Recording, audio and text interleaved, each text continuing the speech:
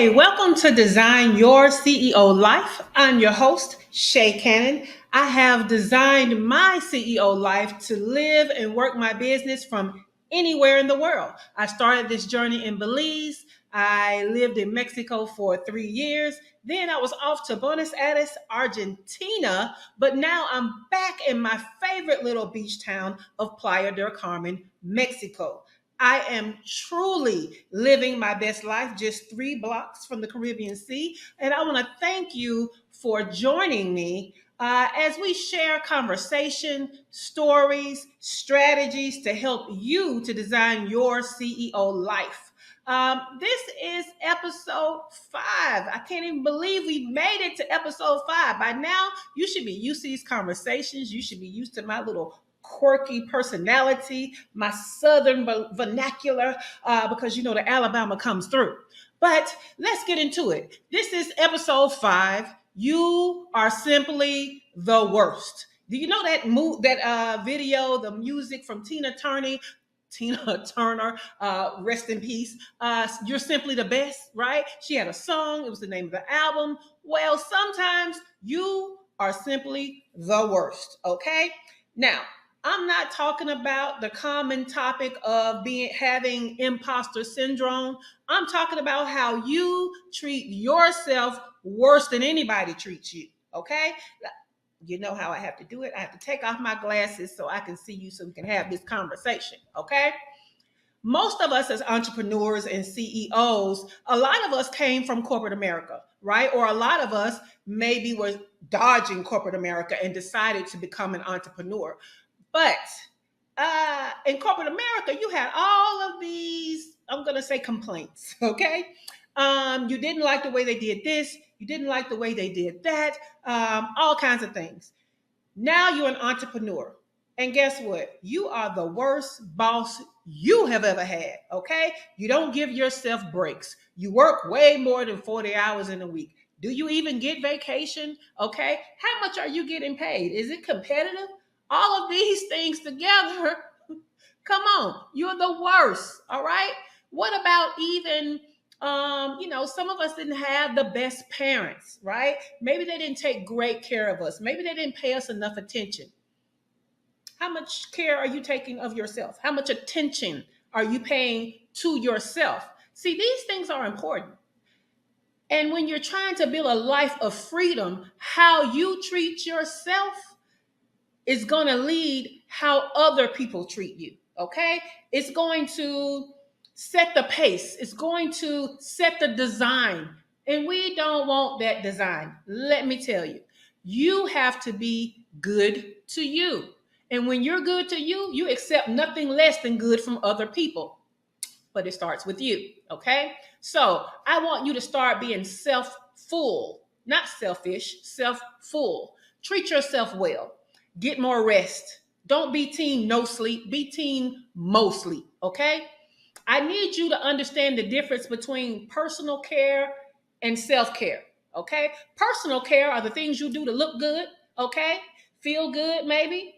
But let me tell you how getting my nails done used to feel like self care. But now the way they do it is one person on your hands and one person on your feet. It feels overstimulating. That is not self care for me. It's personal care. I'm going to look good. I'm going to enjoy it when it's done. But while I'm getting it done, it is not self care. Getting your hair done, wasting your time in a salon, having to hear all the gossip and negativity, all that, that's not self care. It's personal care, but it's not self care. So I need you to know the difference. So, what is self care? It's whatever recharges you, your spirit, your energy, reinvigorates you. Those are the things that are actual self care. Know the difference between personal care and self care. I want you to understand a part that your creativity plays in you being a CEO and in your life, right? How do you get inspired to innovate? How do you have different forms of expression? Now, don't get it wrong. Creativity is not always somebody who can draw or paint, okay? That's not the only way you can be creative. What about the way that you decorate your house? Okay? What about the way you put together an outfit? That's creativity, okay? What about the way you style your hair? Creativity. Okay. Creativity shows up in a lot of stuff. What about the way you cook? What about the way you put those ingredients in there? Okay. There are different ways to bring out your creativity, but the best way is to play. That's right. I said play. What are some of the things that you did when you were younger that didn't take technology, but that made you happy and made you fulfilled? I'm going to tell you right now, I still like to color. I still like to color. And there are all kinds of adult coloring books now. So just think about some low, I'm going to say effort things, okay? Don't need to take a lot of money that just brings out your creativity and just makes life better, okay? The next thing I want you to learn how to do, and we kind of talked about this last episode when we was talking about Team F them kids, right? But you need to learn how to serve from a full cup. Well, actually, you need to have a full cup, maintain a full cup, and learn how to serve from your overflow. Have you ever heard that before? Let me tell you how when I first realized that, especially being a self-sacrificial parent, like I told you last episode, that the best way to serve other people is to serve yourself first. Right. Yes. Serve yourself first. Make sure you have a full cup and then give people from the overflow. Give to people from the overflow. If you don't have overflow, you cannot give to people. You have to treat yourself well first. All right? Yeah. Some of this may resonate, some of this may not. So I put together like the top ways I know most people treat themselves badly. I want to talk about the way, I want to talk about the impact it has on you, and then I want to talk about how you can do better. All right? Because I want you to stop being the worst to yourself. Now, the first way is negative self talk. Negative self talk. Some of the ways we talk to ourselves in our mind, some of the ways we think about ourselves, we would never let anybody else talk to us that way, right? Or immediately when they began to talk to us that way, we would immediately know that's not the way anyone is supposed to treat me, right? But what are you saying to yourself? You're engaging in negative self-talk. It involves habitually criticizing yourself, often magnifying flaws, minimizing your achievements is even negative self-talk. We are humans, okay? Well, I believe we're spirits having a human experience, but let's just say our humanity comes with flaws. Our humanity comes with a beautiful imperfection. So we are not going to be perfect, even though we strive to be perfect. So you have to learn how to give yourself grace, especially with the way that you're talking to yourself. So what impact does that have when you're doing negative self-talk? Well, if you're constantly criticizing yourself, it can lead to low self-esteem. It can lead to anxiety. It can lead to depression. Goodness, that's a lot, right? And it reinforces a negative self-image and can limit your personal growth. And we don't want that. So how can you do better? You can practice self-compassion, that grace we were talking about, right? You can replace negative thoughts with positive affirmations. In fact, when I catch myself talking negatively, which is not that often, and when I do, I make myself then follow that up with two things that are great about myself to counteract that one negative thing. Okay, so start acknowledging your strengths and your achievements and celebrate them. Okay, they're worthy of celebration. I promise you they are. Another way that is a way that people do badly about themselves is neglecting your physical health. Okay. Uh, Sometimes our physical, okay, I'm not going to even say sometimes. I truly believe our physical condition, our dis-ease, our illnesses, um, come from us skipping taking care of ourselves. But let's just stay physical for a moment. When you're ignoring your physical well-being, such as skipping exercising or at least a lot of movement in your life, if you know you're sedentary and you sit down a lot, that's not the life for you. We were meant to move, okay? Even if you get up and take a dance break, that's moving, okay? What about when you consume unhealthy foods all the time? Okay, yeah, you can have a cheat meal. Yeah, fast food every now and then. Yeah, desserts with sugar. Yeah, whatever. But if you're consuming unhealthy foods as a habit, as a lifestyle, then you are neglecting your physical health. What about when you're not getting enough sleep? We've already told you. You need to be team most sleep, not team no sleep. Even though you're an entrepreneur, you still need sleep. Okay? Let me tell you what I've started doing. When I have more work to do that in the past I might would have worked late at night, you know what I do now? I take my butt to bed on time and I get up a little earlier. Okay? I can get up at 4 o'clock in the morning and get some stuff done. And then I just make sure I have a nap during that day. And guess what I do that night? Go to bed on time again. All right? That's something I'm doing. Try it out and let me know if that works for you. Okay? But doing these things that neglect your physical health can lead to a range of health issues. And over time, that neglect can diminish, we're going to say, energy levels, but also your overall quality of life. The very thing you're tuning into this show to have, right? You cannot design your CEO life without looking at your physical health. Okay. And I know that stuff are going to take time. So let's just talk about it. The impact: you can have a poor diet, lack of exercise, inadequate sleep. All of this leads to chronic issues, fatigue, reduced quality of life. We know this. But how do we do better? Prioritize regular movement. Okay. If you know you're not going to go to the gym, if you know you just hate the word exercise, replace it with movement. Start parking further away from the door of places that you go so that you have to walk a little further. Okay. Again, get up in the middle of the day and move. Set alarms to remind yourself to move. Okay. I love a good dance break. Okay. I love exercise that doesn't feel like exercise. So anything you can do to start moving, jazzercise back in the day for the older people. Yeah, we probably used to laugh at that, but right now you got some great dance type exercise routines that you can go on YouTube for free, no excuses, and follow. You got the Caribbean dance, winding. If you like it, you can twerk for exercise. All kind of things, whatever kind of dance you like, movement, add it in as your exercise. Okay, prioritize making that a thing. Now, we talked before on a past episode about putting it on your calendar. So put it on your calendar. I need you to eat a balanced diet. When we were in school, we were taught to eat the rainbow, that you were supposed to have, a balanced diet of eating foods of different colors, eating foods of different categories, carbohydrates, proteins, and such. You need to figure out, what does your body need so that you can eat that way most of the time. We're human.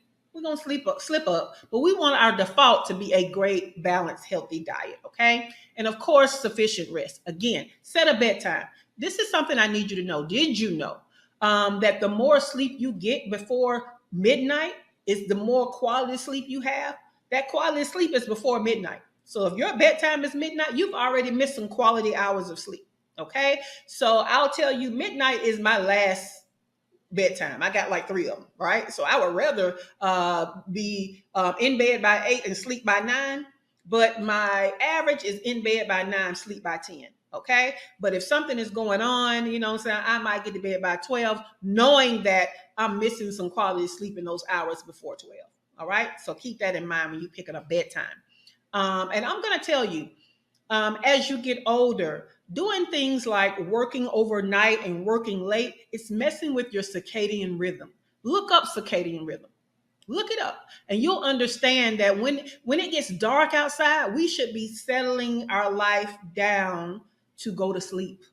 That is how, the just like we're affected by seasons, we're affected by sunlight and moon or darkness, right? For quality sleep, they call it sleep hygiene now.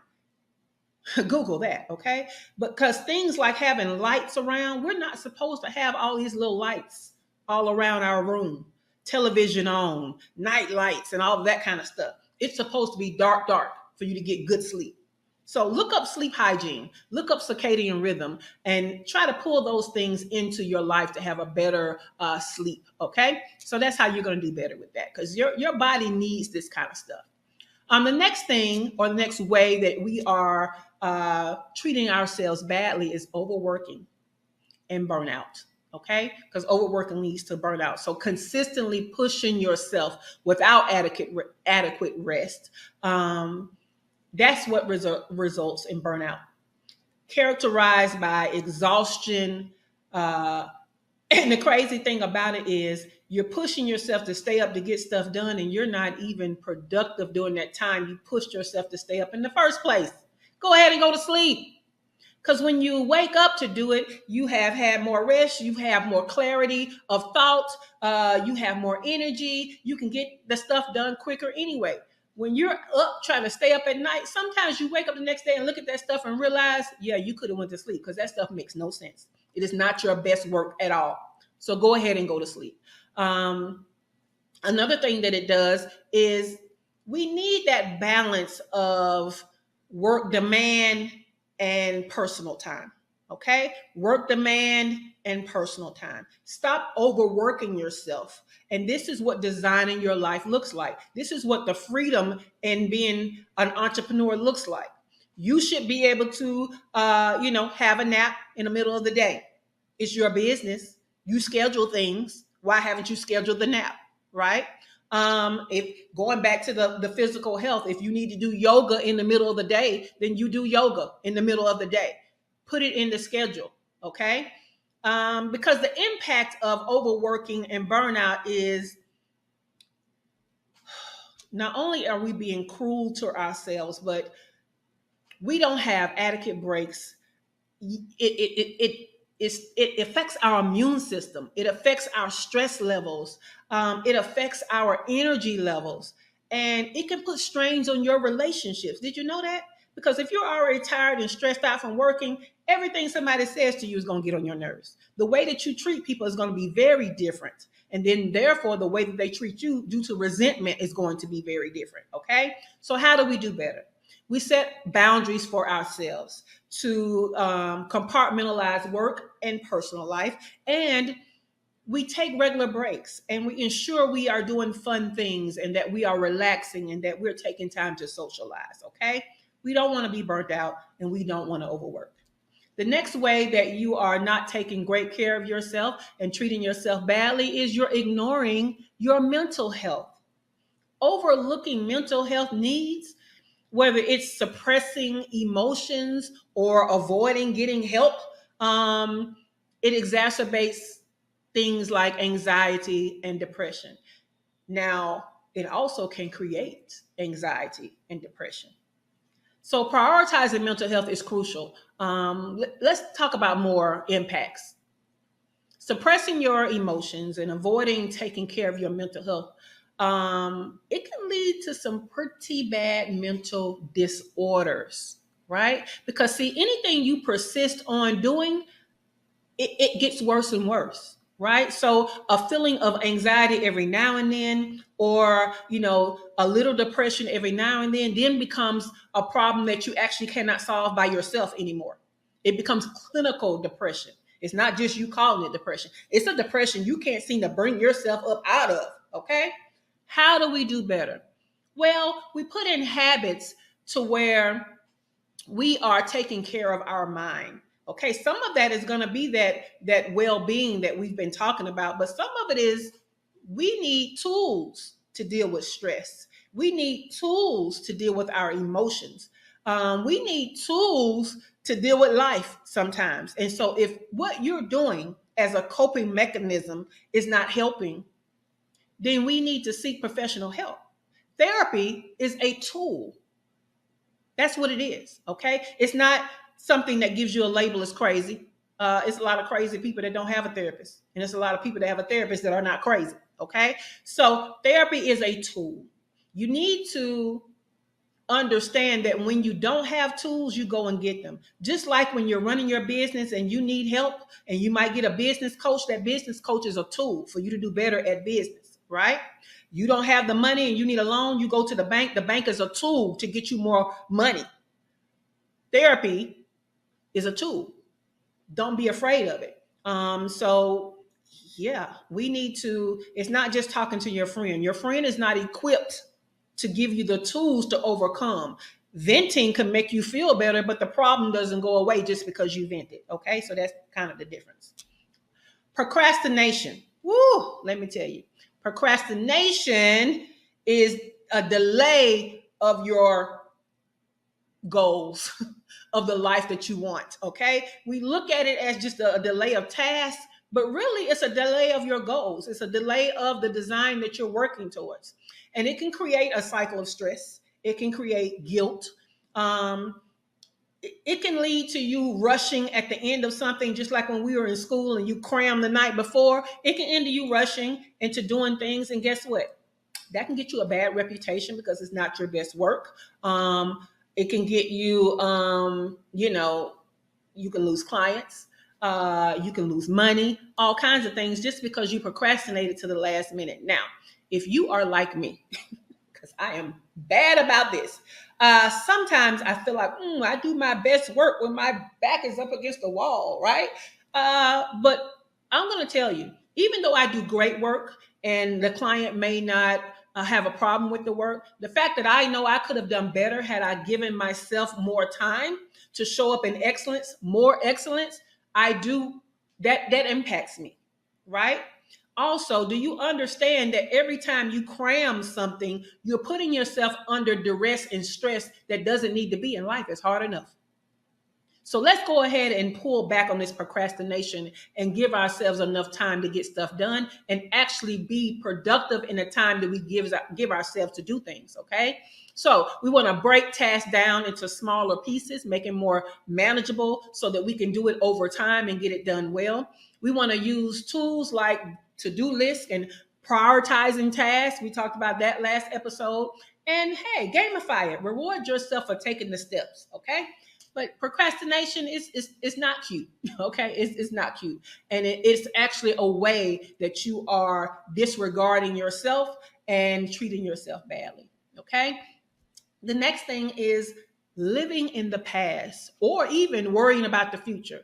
So basically, not staying in the present, right? Being fixated on past mistakes or future uncertainties can prevent you from enjoying the right now, from embracing what we now know as mindfulness. So you need to foster a better balance of a content, gratitude like mindset. Okay, because the impact is focusing too much on past mistakes or future uncertainties. It prevents you from fulfillment. It can lead to stress and anxiety, like most of these things. And what we know is stress kills. If you didn't know, stress kills. And we want to have a stress free life, reduce stress all around. Okay. So, how can you do better? Practice what they call mindfulness, where you stay in the present.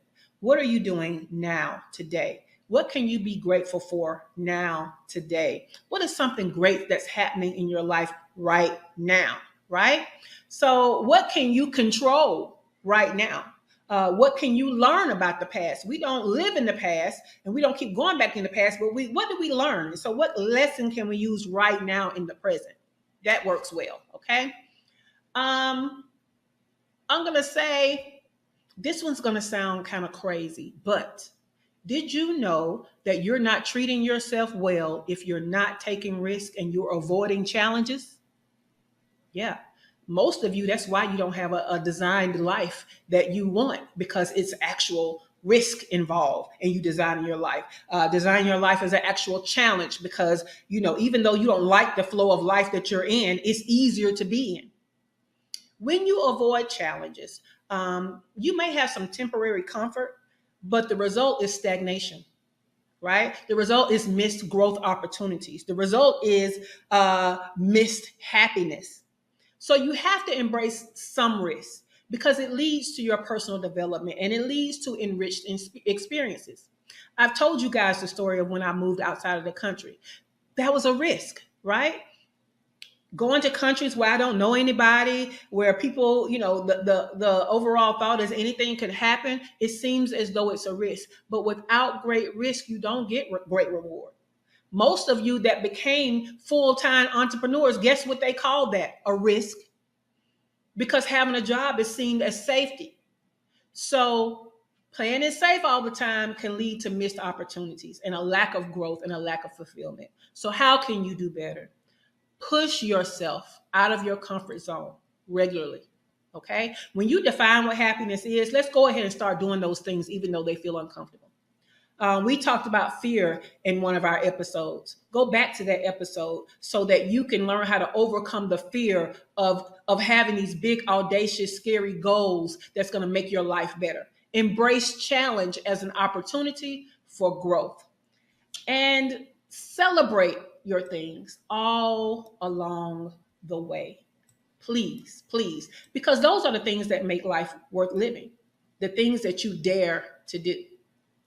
Well, I'm a CEO and I provide award winning fractional COO services to an exclusive clientele of 6 and 7 figure CEOs. I've been featured by Time Magazine, Delta Airlines, Thrive Global, and more.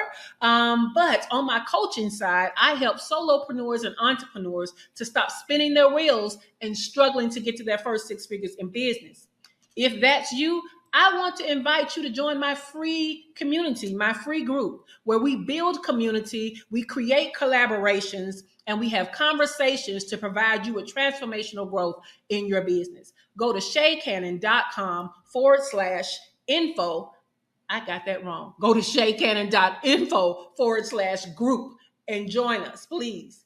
So that's all for this episode. It's been a pleasure having you to tune in. So, CEO, go design a life worth living. Bye for now.